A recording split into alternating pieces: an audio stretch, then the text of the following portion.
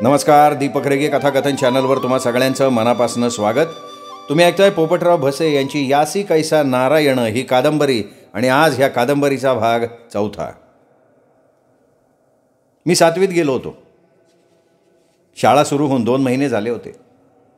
August महिन्यातला पहिला शनिवार असावा. सकाळी चहा नाश्ता करताना आप्पा जीजीला म्हणाला, कासाबाईचा आज दहावा आहे, येणार आहे ना तू? तुम्ही जाणार आहे ना? मग मी यायची काही गरज नाही, लय कामं पडल्यात. अगं रामभाऊनं तुझ्या भावाचं प्रवचन ठेवलं आहे म्हणून म्हणतो चल. तुम्हाला कोणी सांगितलं? अगं मी रात्री स्वयंपाकाला गेलतो ना, तेव्हा कळलं. कधी निघायचे? निघू अर्ध्या पाऊण तासात. मग मी तवर माझी देवपूजा उरकून घेते, चालेल ना? अर्ध्या पाऊण तासात तुझी देवपूजा उरकायची नाही कामला? उरकते की झटपट. मला पण मामाचं प्रवचन ऐकायचं आहे आप्पा. पोहे खाता खाता आम्ही म्हणालो, प्रवचनातलं तुला काय कळते? मग तुम्हाला जे कळलं ते घरी आल्यावर मला सांगा. अरे संजू बाळा, गांजा फुकून फुकून तुझ्या बापाचा मेंदू झालाय बधीर. तुझ्या मामाचं प्रवचन डोक्यावरनं जाईल त्यांच्या. तुला काय डोंबल्याचं सांगतीन? जीजी गालात हसत म्हणाली, ते देवाऱ्यातले दगड गोट्याचे देव तुला हाका मारतायत. भगत भक्तिनी देवाधर्माचे ठेकेदार असतात. तुमच्या मेंदूची ख्याती भगवंताला सुद्धा वर्णन करता येणार नाही. आप्पा, दूध घालायला डेअरीत जायचे तुम्हाला? 10व्याच्या नादात विसरले काय? कारगावात राहणारे माणिक महाराज पांढरे माझे धाकटे मामा, जीजीपेक्षा लहान. तोपर्यंत त्यांचं मी एकदाही प्रवचन ऐकलेलं नव्हतं. म्हणून आप्पा जीजी स्मशानभूमीकडे गेल्यानंतर 8-10 मिनिटांनी मी गेलो. प्रवचनाला नुकतीच सुरुवात झाली होती. लेकुराचे हित वाहे माऊलीचे चित्त, ऐशा कळवळ्या जाती करी लाभावी न प्रीती. पोट भार वाहे त्याचे सर्वस्व ही साहे, तुका म्हणे माझे तैसे तुम्हा संता ओझे.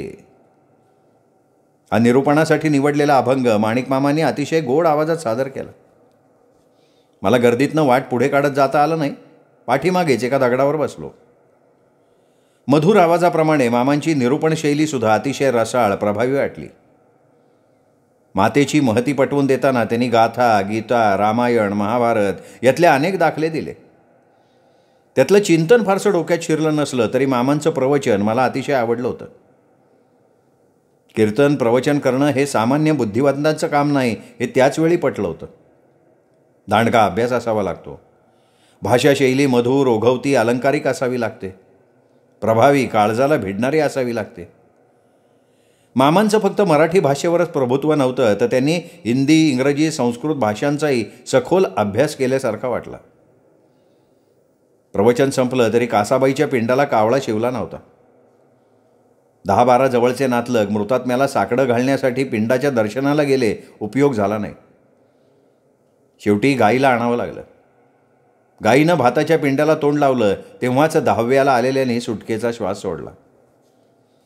महाराजांच्या सत्कारानंतर कासाबाईचा मुलगा रामभाऊ यांनी गावातल्या पुढाऱ्यांमार्फत बंद पाकिटातून गावातल्या संस्था, मंदिरं, मंडळांना देणग्या वाटल्या. देणारे दोघे आणि देणगी स्वीकारणारेही दोघे. सगळंच अशोभनीय वाटलं. गाजावाजाच फार. मंचकावरी बैसे राणी, माता वाहत असे पाणी, या संतवचनाप्रमाणे मृत कासाबाईची स्थिती होती. नवरा वारल्यानंतर संसाराचा कारभार लेका सुनेच्या ताब्यात गेल्यामुळे त्या माऊलीला कधी 4 घास समाधानानं खायला मिळाले नव्हते हे कटू सत्य होतं. बिचारी शेवटचा 1.5 महिना अंथरुणावर खिळून होती. कुडीत प्राण असताना तिची थोडीफार सेवा केली असती तर तिने आनंदानं जगाचा निरोप घेतला असता. मेल्यावर केवढं कौतुक. जेवणावेळी भजनं, कीर्तनं, जाहिराती, सगळं अजब अवाक करणारं. यानंतर मृतात्म्याला श्रद्धांजली वाहण्याचा कार्यक्रम झाला. परिसरातल्या 8-9 पुढाऱ्यांनी श्रद्धांजली वाहिली. आदर्श माता म्हणून, शेवटपर्यंत परमार्थ जपला म्हणून काय काय गुणगान केलं गेलं. प्राण सोडताना साधं चमचाभर पाणीसुद्धा तिच्या तोंडात गेलं नव्हतं हे भाषणबाजी करणाऱ्यांना माहिती नसावं. गावातल्या थोरांचं सोडून द्यावं, माझ्यासारख्या 13 वर्षाच्या मुलाला ही ढोंगबाजी खटकली होती. उपस्थितांना 2 वेळा अन्नप्रसाद सेवन करून जायची आग्रहाची विनंती करण्यात आली. जाऊ दे, जास्त नाही सांगत. पण ज्यांनी जन्म दिलेल्या आईला हाल हाल करून मारलं त्याला नारायण क्षमा करेल? पसायदानानंतर कार्यक्रमाची सांगता झाली. मी घरी आल्यानंतर 15-20 मिनिटांनी आप्पा जीजीबरोबर माणिक मामा आले. मी बाहेरच्या दालनात मामांसाठी चटई टाकली होती. फुलपात्रासह पाण्याचा तांब्या आणून ठेवला होता. चहा झाल्यावर जीजीनं मामांना विचारलं, तासाभराची सवड आहे ना माणिक? का ग? किती वेळा सांगावे धाडले? 4-6 बहिणी नाहीत तुला? भाऊबीजेला आला नाही, यात्रेला नाही आला, झटपट स्वयंपाक करते. नाही बाई, बरेच दिवस पंढरीला गेलो नाही. आईला बरं नसल्याचा दादाचा निरोप आलाय. जाता जाता पांढरी होऊन जातो. आईला दवापाण्यासाठी 8-15 दिवस घेऊन जातो. स्वयंपाकाला किती वेळ लागणार महाराज? आप्पा म्हणाला. नाही, एखाद्या दिवशी निवांत येईन दाजी. बसा, या माझ्याजवळ बसा. तुमच्याबरोबर 4 शब्द बोलता यावेत म्हणून मी प्रवचनाच्या निमित्तानं भावडीला आलो आहे. काय चाललंय तुमचं? खाली बसत आप्पानं विचारलं. तुमच्यासारखं मी संसार प्रपंचाला जखडून घेतलेलं नाही. मोक्ष साधना करण्यासाठी संसार करता करता शक्य तेवढा परमार्थ करतोय. त्याच्यावर आता लय का थेकूट करण्यात अर्थ नाही महाराज. आल्या आल्या समोरच्या देव्हाऱ्यात डोकावलं मी. बाईची दगडधोंड्याची पूजा चालूच दिसतीये. देव दाखवायचा नसतो, त्याचं प्रदर्शन मांडायचं नसतं. देवदेवतांचा खेळ मांडून कुठलं पुण्य पदरी बांधायचं आहे? न सुटे माया जाळ, नाही वैराग्याचं बळ, न जिंकविती सबळा, काम क्रोध शरीरी. अनेकदा सांगितलं, पण बाई तुला पटत नाही. कशासाठी तू स्वतःच्या मागे हे अंगारे धुपारे गंडे दोरे लावून घेतलेस? बुवा बाबाच्या भजनी वेडे जाहले कितीक, धनमान सोंडूनी बुडाले अनेक. तू हेच सांगाय आला का मला? जीजीनी मामांना विचारलं.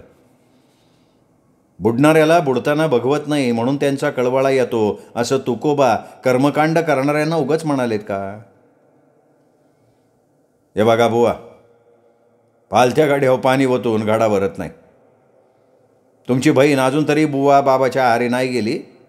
तिचा भोळा भाव आहे. दगडाला देव मानले ना काय बिघडणार आहे? अहो, देव मानती हेच लय आहे. मामा प्रसन्नपणे गालात हसत म्हणाले, कारगावला कधी येता का नाही दाजी? येतो की. कधी येता? येतो शनिवारच्या बाजाराला कापडं चोपडं घ्यायला, बी भरण्यासाठी. मग माझं घर सापडत नाही का? तर वेगळं व्हायच्या आधी 2 वेळा आलतो. 2 वेळा तुम्ही होता दावऱ्यावर. उमाबाईनं सांगितलं नाही वे? भेट झाली नाही म्हणून येणंच बंद केलं. लोक कीर्तनाला प्रवचनाला प्रेमानं आग्रहानं बोलवतात, त्यामुळे नकार नाही देता येत. पण तुमचं बरं चाललंय ना? आम्ही सुखात आहे महाराज. 5 एकर पिकाऊ जमीन आहे. गावातलं घर आमच्या वाट्याला आल्यामुळं त्याचं 2,000 भाडं मिळतं आहे. दुधाचे 5-6 हजार होत्यात. तरकारीमुळं त्याला मिठाची कमतरता नाही जाणवत. तुमचे अवांतर उद्योग थांबले असतील. जित्याची खोड मिळाल्याशिवाय जात नाही माणिक. उद्योग चालूच आहेत, पण शेतात जावं लागत असल्यामुळं जरा कमी झाल्यात. जीजी खवचटपणे म्हणाली.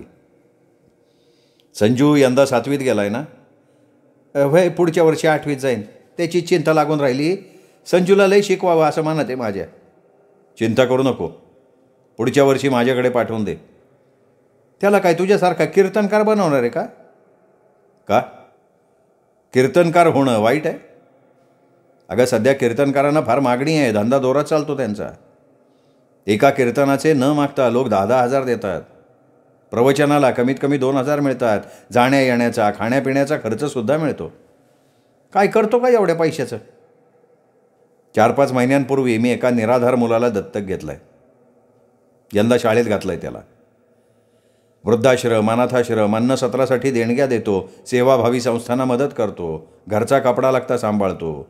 आजारपणं बघतो. नडीतोडीला उभा राहतो. मामांनी माहिती दिली.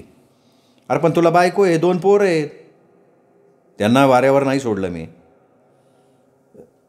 संजूचा थोडाफारचा खर्च सांभाळून आम्ही काय बोलताय दाजी? संजू माझा कोणी नाही आहे का?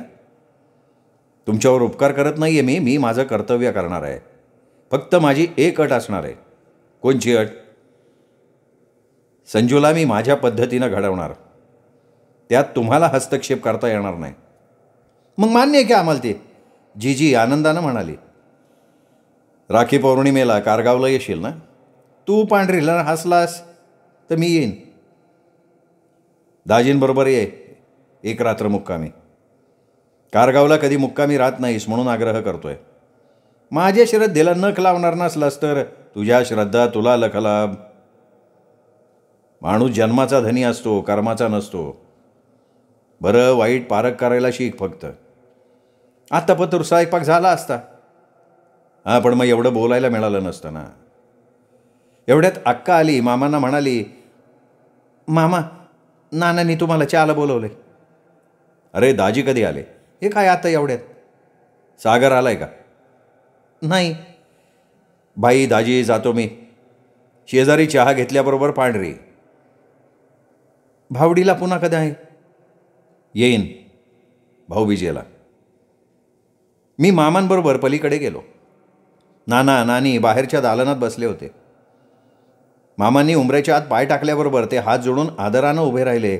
मामांनी दोघांच्याही चरणांना स्पर्श करून विचारलं, बरे आहात ना? तुमच्यासारख्या पुण्यवान महाराज मंडळीचा आशीर्वाद पाठीशी आहे म्हणून पांडुरंग कृपेनं सगळं ठीक आहे. सागरचं काय चाललंय? तो काय नोकरी आहे की नोकरी? तेवढ्यात अक्का आतून दहीवडे घेऊन आली. मामा म्हणाले, खायला नको होतं अक्का.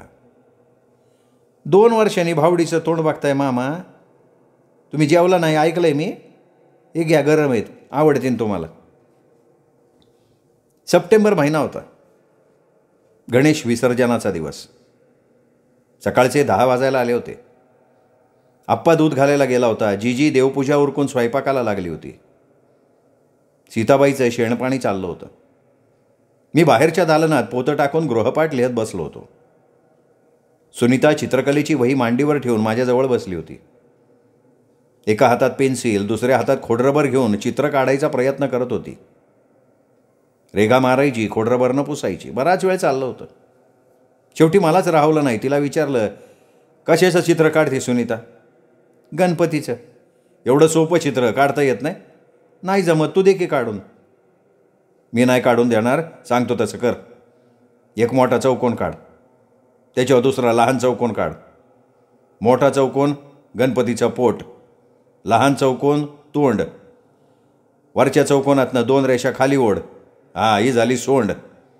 आता मोठ्या चौकोनाच्या दोन्ही बाजूला हाताच्या 2-2 रेगा काढ. खाली पायाच्या वाकड्या 2-2 रेगा काढ. झाला का नाही गणपती? आता काढ कान आणि डोळे.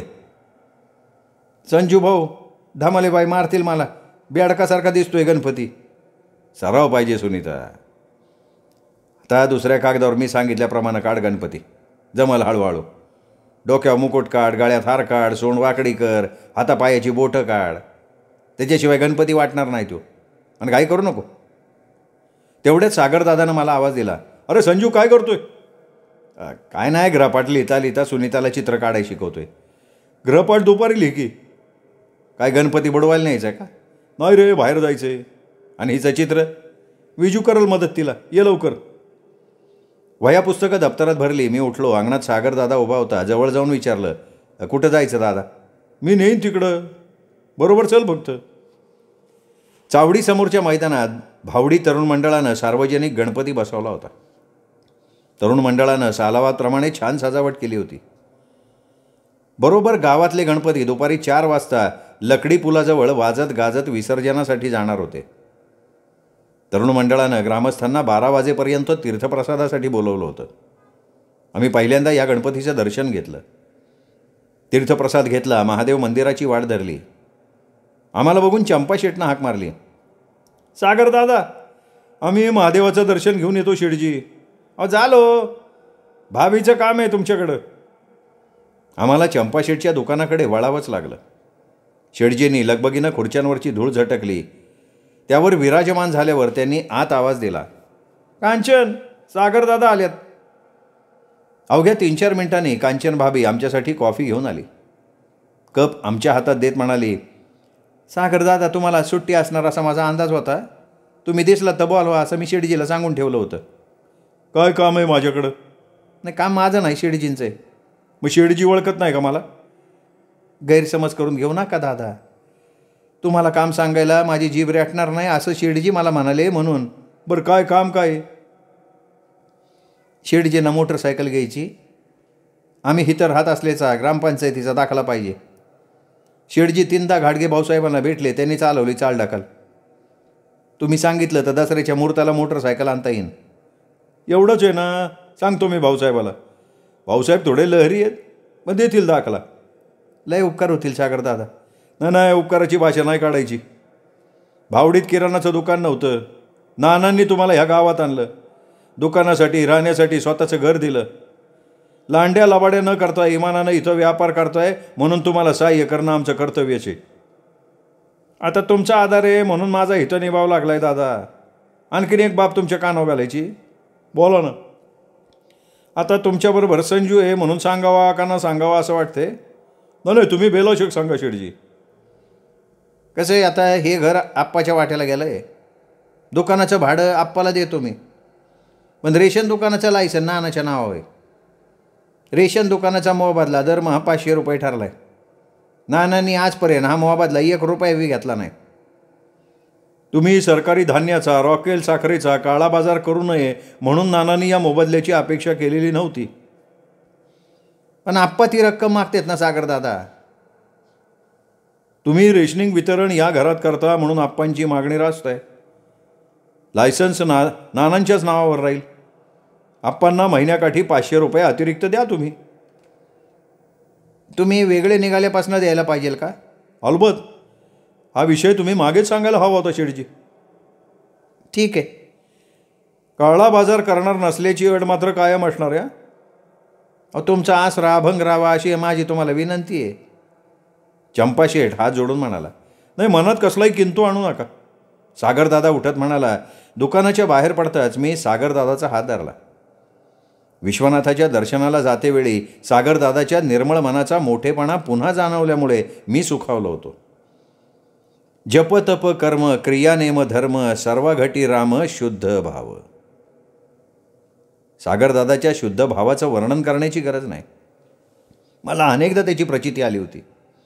जिजीच्या तुसड्या स्वभावानं, तिच्या अंधश्रद्धांनी सागरदादाचा शुद्ध भाव मला प्रकर्षानं जाणवायला मदतच केली होती. जया अंतरी नसे द्वेष भाव तयाजवळी नित्य वसे देव. जसा भाव तसा देव.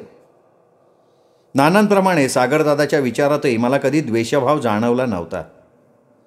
वाटेत मी सागरदादाला विचारलं, सागरदादा तू कधी घेणार मोटरसायकल? मनात विचार पुष्कळ घोळतोय रे, पण कसं आहे, मोटरसायकल वाचून माझं काही अडून राहिलेलं नाही आहे ना. कसं आहे, धावडी फक्त 6 किलोमीटर अंतरावर आहे. जाण्या येण्याची साधनं आहेत आणि मोटरसायकलपेक्षा इतर गोष्टी महत्त्वाच्या आहेत की. मग विषय नाही वाढवला मी. शिवमंदिर जवळ आलं होतं. विश्वनाथांच्या लिंगावर नतमस्तक होताना मला एकाएकी मनुबाई, पारुबाईची आठवण आली. दोघीही स्वतःला देव समजायला लागल्या होत्या. त्यांना सिद्धी प्राप्त झाली आहे असं त्यांचे भक्तगण प्रचार करायला लागले होते. कसला विचार करतो संजू? दादा विश्वनाथांचं दर्शन घेतल्या अचानक मनुबाई, पारुबाईची आठवण आली. देवदर्शनाला मंदिरात जाऊ नका, आमच्या दर्शनाला यान कल्याण करून घ्या असं म्हणायला लागल्या त्या. बरंच समजायला लागलं की तुला. आता काय जी आणि मंजुळाची कृपा आहे सागरदादा. त्या दोघी मनुबाईच्या, पारुबाईच्या वाटेनं चालायला लागल्या म्हणून मला खूप वाईट वाटतंय. अरे माणिक मामा, आप्पा अधूनमधनं जीजीला समजवण्याचा प्रयत्न करतात, पण काय पालत्या गाड्यावर पाणी.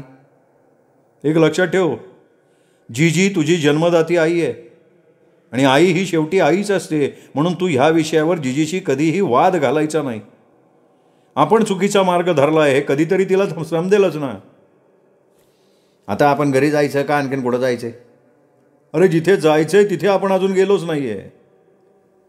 त्या जिथं तिथेला काय नाव आहे का नाही?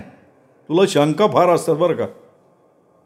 राहिलं कुठल्या तरी नाजूक ठिकाणी जायचं दिसतंय. तुझा चेहरा सांगतोय मागापासनं. जाऊ दे, मी नाही विचारत. सागरदादाबरोबर चालायला सुरुवात केली. एक शब्दही उच्चारला नाही. पण ढमालेबाईंचं घर जवळ आल्यावर तोंड उघडावंच लागलं. ढमालेबाईंच्याकडे जायचे? आपल्याला चहाला बोलवलंय ढमालेबाईंनी. रामच्या कदम गुरुजींमुळं त्या मला त्यांचा उंबरा पण चढू देत नाही. लय खडूस बाई आहे. काहीतरी फसगत झाली तुझी. फसगत नाही झाली बाळा. धमालेबाईंची शारदा वाणूज नावाची भाची आहे, सुकडीची शिक्षिका. तिने बोलवलंय चहाला. तुझी आणि तिची कशी काय ओळख? अरे स्टँडवर भेटते रोज. पावसाळ्याचे दिवस आहेत. जून महिन्यात बाहेर पाऊस पडत असताना ती कॅन्टीनमध्ये आली निवाऱ्याला. मी बसलो होतो चहा पीत. माणुसकी खातर तिच्यासाठी चहा मागवला. हां, आणि मग ओळखचा वाढत गेली आहे का नाही? झाले का प्रश्न सुरू? नाही दादा, वाळुंजबाई मस्त आहेत म्हणून तू त्यांच्या चहाचं निमंत्रण स्वीकारलं असणार. हो रे बाबा, पण ढमालेबाई खडूस आहे असं तू मागाशी म्हणालास. आपलं चहाला जाणं ढमालेबाईनं पटलं नाही तर?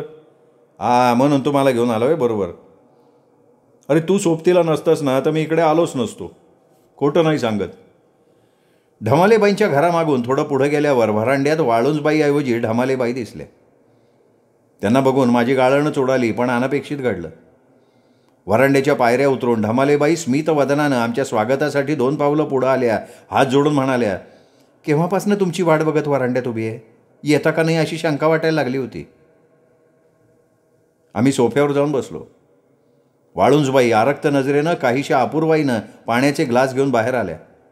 आमच्या हातात ग्लास देऊन म्हणाल्या, गणपती विसर्जनामुळे तुमची कदाचित सुटका होणार नाही असं वाटायला लागलं होतं. विसर्जन 4-5 वाजता. मावशी तुमचं फार गुणगान करत होत्या.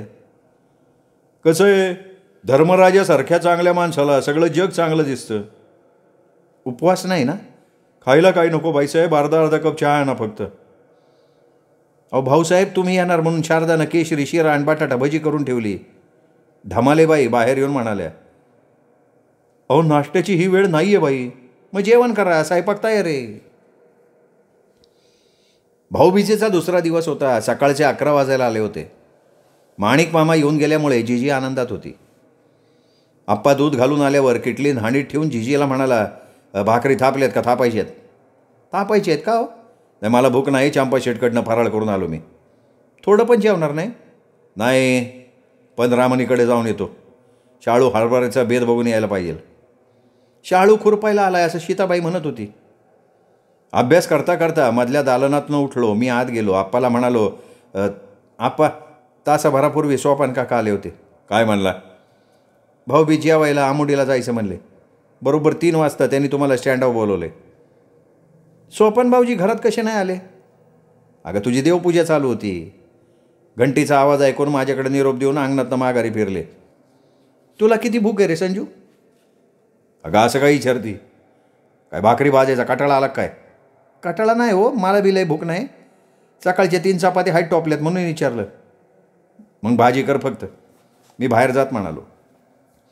प्रयत्न करूनही काळ काम वेगाची गणितं मला उमगत नव्हती, म्हणून अक्काकडून समजून घेण्यासाठी पलीकडे गेलो. सागरदादा टी व्ही पुढे बसला होता. त्याच्याजवळ जाऊन मी आश्चर्यानं विचारलं, अरे धावडीला जाणार होता ना दादा? नाही गेलो. 4-5 वाजता चक्कर मारून येणार आहे. अक्का आहे ना घरात? नाही, ती धुणं धुवायला गेली आहे. का? मला काळ काम विभागाची गणितं समजत नाहीत. 2-3 गणितं अक्काकडनं समजून घ्यायची. अरे बस खाली सोपं आहे. काळ कामाचं प्रमाण व्यस्त असतं, काळ वेगाचं प्रमाण सम असतं. लक्षात घे. सागरदादा उदाहरण मला समजून सांगत असताना ढमालेबाईंच्या बरोबर एक अनोळखी पाहुणे आली. चेहऱ्यावरनं वाळुंजबाईंची आई असावी असं वाटलं. सागरदादानं मला चटई टाकायची खूण केली. चटई टाकल्यावर मी आत गेलो. मधल्या दालनातल्या खोलीत नाना तर आतल्या दालनात चुलीजवळ मामी बसल्या होत्या. त्यांना ढमालेबाई आल्याची वर्दी देऊन मी पाण्याचे ग्लास घेऊन बाहेर गेलो. माझ्या मागे नाना बाहेर आले. ते चटईवर बसल्यावर ढमालेबाईंनी विचारलं, नानी घरात नाहीत का नाना? आहेत की. तुम्ही आल्याचं समजलं, चहा करत असतील. अक्का दिसत नाही. ती धुणं धुवायला गेली. ही माझी मोठी बहीण सुमाताई, शारदाची आई. चिहारच सांगतोय की. वळख करून द्यायची गरजच नाही. कधी आले गावावरनं? काल सकाळी. भाऊसाहेबांना सुट्टी आहे का आज? नाही, तुमचा निरोप आला ना, मग सागरला धावडेल नाही जाऊ दिलं. सुमाताई हे नानांचे चिरंजीव, धावडीचे ग्रामसेवक. ढमालेबाईंनी सागरदादाचा परिचय करून दिला. हा तुमचा लहान मुलगा आहे का नानासाहेब? पाहुणीनं माझ्याकडे बोट दाखवून नानांना विचारलं. नाही हो, धाकट्या भावाचा पोरगा आहे माझ्या. तेवढ्यात अक्का आली. धुणं वाळत घातल्यावर तिला नाना म्हणाले, अक्का चहा झालाय का बघ. नानी नवानं पाहुणे जेवूनच जातील. नाही जेवणाचा आग्रह नका करू नाना, स्वयंपाक करून आले मी. आम्ही आल्याशिवाय जेवू नको असं शारदाला सुद्धा सांगून आली. अहो पण वरण भाताचं कुकर लावलाय की मी. चहाचा ट्रे टीपॉयवर ठेवत नानी म्हणाल्या, अहो काय नानी, कमीत कमी विचारायचं. अहो तुमची बहीण पहिल्यांदा आली आमच्या घरी बाई. अहो तुमची इच्छा असेल तर पुन्हा येईल. आताचा जमाना बदललाय बाई, पूर्वीचा काळ नाही राहिला. मुलामुलींची पहिली पसंती आईबाप नंतर. काय खरं आहे का भाऊसाहेब?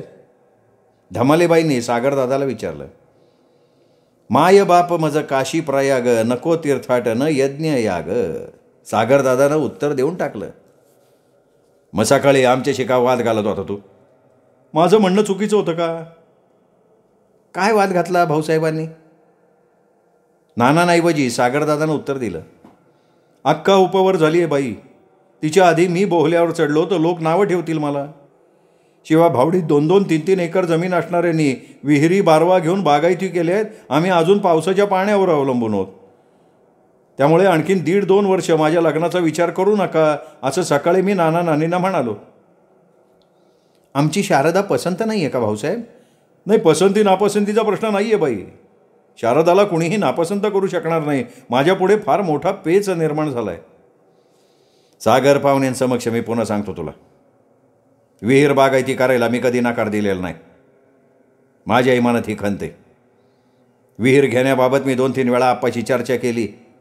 त्याचा पायजा जमिनीवर असता, त्यानं जर उभारी धरली असती तर आपली जमीन कधीच पाण्याखाली आली असती. विहीर घेण्याशी तुझा लग्नाचा काही संबंध नाही. लवकरात लवकर विहीर घेऊन टाकू आपण. आता दुसरा प्रश्न अक्काच्या लग्नाचा. लक्षात घे, अक्काने अजून 16वा पूर्ण नाही केलेलं. ती तुझ्यापेक्षा तब्बल 5 वर्षांनी लहान आहे. 18 वर्ष पूर्ण केल्याशिवाय आपल्याला अक्काच्या लग्नाचा विचार नाही करता यायचा.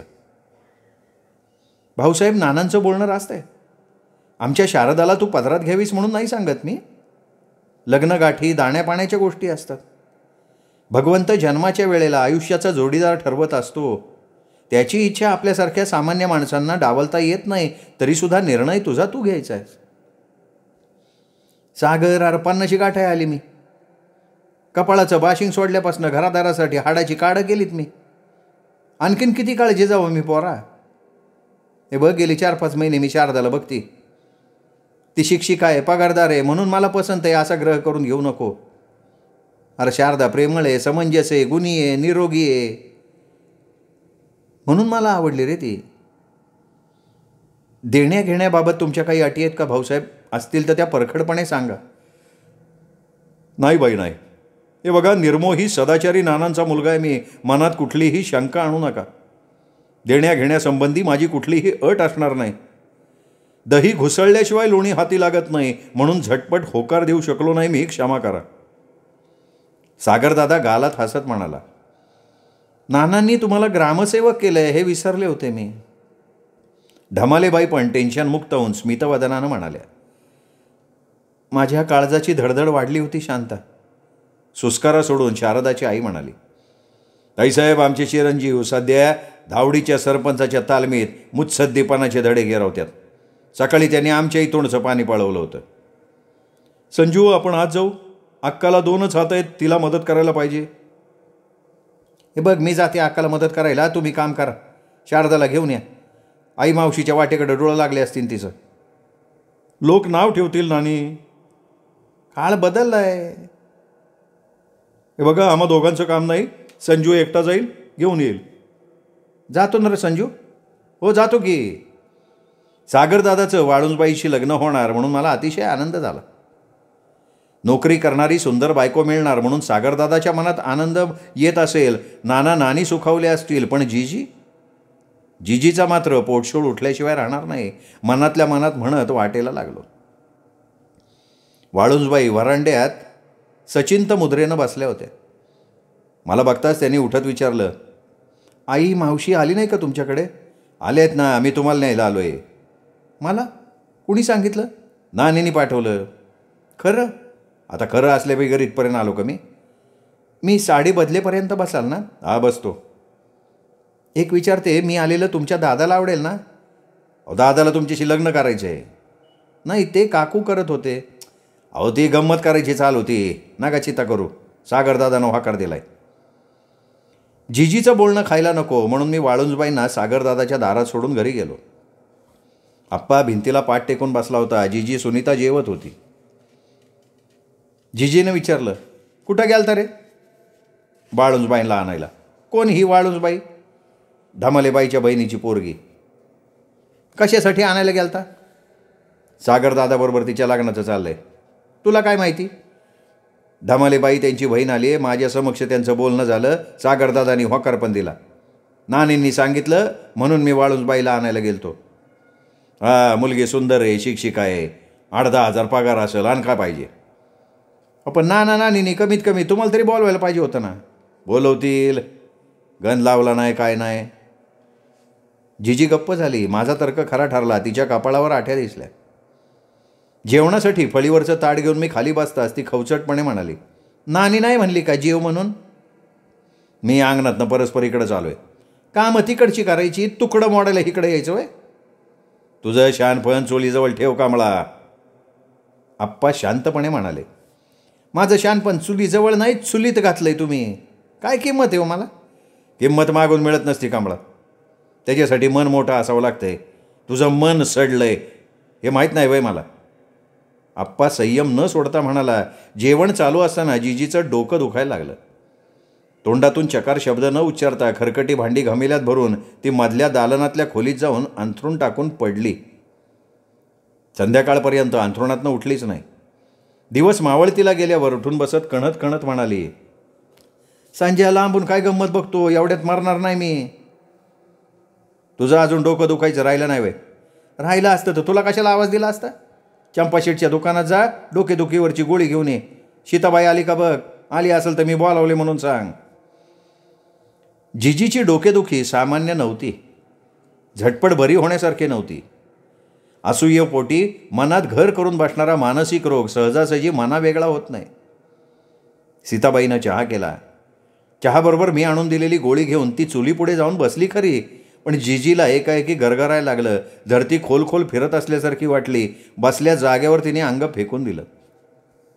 सीताबाई जवळच होती. आम्ही दोघांनी तिला मधल्या दालनात नेलं. बिछाण्यावर अंग टाकताना जिजी कणत म्हणाली, बसवत नाही, चक्कर थांबली नाही, तुझा बाप कुठं गेला बघून ये. ते सोपान काकांबरोबर रामुंडीला गेले असणार. सकाळी तर चांगले होते की, एकाएकी कसं काय दुखणं उद्भवलं नवलचे बाई? सीताबाई आश्चर्यानं म्हणाली. दुखणं सांगून येतं वय सीताबाई? नेमकं काय होतंय सांगान का? अहो बसवत नाही, घर घर चालू आहे, गळून गेल्यासारखं वाटतंय, डोकेदुखी थांबाय तयार नाही. मी झगरं करून आणते, 3 भाकऱ्या टाक, फोडणीचं वरण कर, लसणाची मिरची. एवढं बोलून जिजीनं बिछाण्यावर अंग टाकून दिलं. यानंतर 4-5 दिवस हाच प्रकार चालू होता. खरं खोटं समजत नव्हतं. मी संभ्रमात पडलो होतो. दुसऱ्याचं वाईट चिंतल्यानं स्वतःचं भलं कधीही होत नाही. मन जहरी जहरी त्याचं नाऱ्या रे तंतर, अरे इचू साप बारा त्याले उतारे मंतर. जिजीच्या मनाचं यापेक्षा जास्त वर्णन काय करणार? विंचवा सापापेक्षा जालिम विष तिच्या सर्वांगात भिनलं होतं. शरीराचे आजार बरे करता येतात, पण मनाचे आजार बरं करणं फार कठीण. माझ्याप्रमाणे आप्पाला सुद्धा तिच्या आजाराचं कारण माहिती होतं. आम्ही प्रसंगावधान राखून बघ्याची भूमिका घेत होतो, तरीसुद्धा जिजीच्या अरेरावीला कधीकधी वैतागून जिजीला सडेतोड उत्तरंसुद्धा देत होतो. 5व्या दिवसानंतरच्या संध्याकाळी जेवताना जिजी आप्पाला कडवटपणे म्हणाली, आणखीन किती दिवस अंगाव काढू? तुझा आजार दवा पाण्यानं बरा होणार नाही म्हणून मी गप आहे. ढोंग करती का मी? कावळा बसल्यामुळं फांदी मोडली असा समज करून घेतला तुम्ही? मारून टाकणार आहे का मला? हे बघ, तुझ्या मनाची तयारी असेल तर उद्या सकाळी जाऊ चौफुल्याला. डॉक्टरीन बाई काय सांगतात ते बघून येऊ. माझ्यावरची माया तुटली तुमची. पोरं जवळ आहेत म्हणून बोलत नाही मी. सकाळी दूध घेऊन आल्यावर जाऊ चौफुल्याला. असं म्हणून आप्पा हात धुवून बाहेर गेला. भांड्याचा पसारा मला आवरायला लागला. दुसऱ्या दिवशी चौफुल्याहून परतायला आप्पा जिजीला 2 वाजले. दुपारी मी मधल्या सुट्टीत जेवायला घरी आलो तेव्हा आप्पा बाहेरच्या दालनात तंबाखूच्या पिचकाऱ्या टाकत बसला होता. ताटात कालवण भाकरी घेऊन मी त्याच्याजवळ जाऊन बसलो. जेवायला सुरुवात केल्यावर त्याला विचारलं, कधी आले चौफुल्याहून? आलो 2 वाजता. काय सांगितलं डॉक्टरने? काय शरीरात दोष नाही, मानसिक आजार आहे म्हणल्या. हा आजार काय लवकर बरा होण्यासारखा नाही, 15 दिवसाच्या गोळ्या दिल्या. त्याच्या दुसऱ्या दिवशी सकाळी आमचं चहापान चालू असताना जीजीच्या समाचारासाठी मंजुळा मावशी टपकली. जीजीजवळ बसल्याबरोबर काळजीच्या स्वरात म्हणाली, तू आजारी असल्याचं रात्री समजलं मला. काय सांगितलं ग महाजनबाईने? अगं काय रोग बेग नाही, मानसिक आजार आहे म्हणल्या त्या. आप्पा म्हणाला, मनाच्या आजाराला डॉक्टराकडे उपाय नसतो. काय काय होतंय? अगं चक्कर येते, डोकं दुखतं, लय वेळ बसवत नाही, भूक लागत नाही, गळून गेल्यासारखं वाटतं. काय काय सांगू तुला? मनुबाईकडे जाऊन यायचं का? नाही, महाजनबाईंनी 15 दिवसाच्या गोळ्या दिल्या आहेत, त्या संपू दे मग बघू. 15 दिवस नियमितपणे गोळ्या खाऊनही जीजीच्या आजारात फरक पडला नाही. कमी होण्याऐवजी आणखीनच वाढला. सांधे दुखायला लागले, हातापायांना मुंग्या यायला लागला, पित्ताचा त्रास व्हायला लागला. रोज काही ना काही चालू झालं. डिसेंबर महिन्याच्या शेवटच्या रविवारी धमालेबाईंच्या घरी सागरदादाचा गंधाचा कार्यक्रम झाला. गावात कार्यक्रम असूनही जीजी विनंत्या करूनही कार्यक्रमाला गेले नाही. नाना नानींना फार मोठं घाबाड सापडलं आहे, त्यांची प्रगती व्हायला लागली आहे आणि आपण मात्र कफल्लक होत चाललोत हा ग्रह तिने करून घेतला. त्यामुळे तिला अन्नपाणी गोड लागेन असं झालं.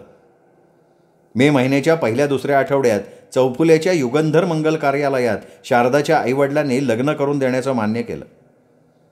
मानपान ज्याचं त्यांनी करायचं, साखरपुडा विवाहाच्या दिवशी करायचा, रिवाजाप्रमाणे बस्त्याचा खर्च एकमेकांचा करायचा, इत्यादी सगळ्या लहान सहान बाबींवर साधक बाधक चर्चा झाल्यावर जेवणाची पंगत बसली. देण्याघेण्याचा विषय कोणी काढलाच नाही. पण गंध लावल्यानंतर 2 दिवसांनी मी अभ्यास करत असताना सीताबाई जीजीला म्हणाली, सागरदादा फार नशीबवान आहे जीजी. शारदाचे आईबाप जावयाला 11 तोळं घालणार आहेत. कोणी सांगितलं तुला? सुंदर म्हणली सकाळी. सीताबाईनं दिलेली बातमी जीजीला अर्थातच सहन होण्यासारखी नव्हती. तिचं टेम्परेचर वाढायला वेळ नाही लागला. देव्हाऱ्यातल्या देवांपुढे 2-2 तास ठाण मांडून ते काही जीजीला खाटल्यावर आणून देणार नव्हते. त्यासाठी काबाड कष्ट करावे लागतात, घाम गाळावा लागतो, रात्रीचा दिवस करावा लागतो आणि सगळ्यात महत्त्वाची बाब म्हणजे माणसाचं तन मन निर्मल असावं लागतं. काय करील तया साखरेचे आळे, बीज तैसी फळे येती तया. जसे पेराल तसंच उगवणार, जसं बीज असेल तशीच फळं येणार. जीजीला काम न करता सगळं आयतं पाहिजे होतं. स्पर्धा नव्हती, होता फक्त संघर्ष. ज्याचं चांगलं होतं आहे त्याच्या नावानं बोटं मोडल्यानं किंवा त्याच्या नावानं खडे फोडल्यानं अविचारी माणसाला यत्किंचितही समाधान मिळत नाही. मित्रांनो, हा 4था भाग इथेच संपला. 5वा भाग उद्या. तोपर्यंत नमस्कार मित्रो.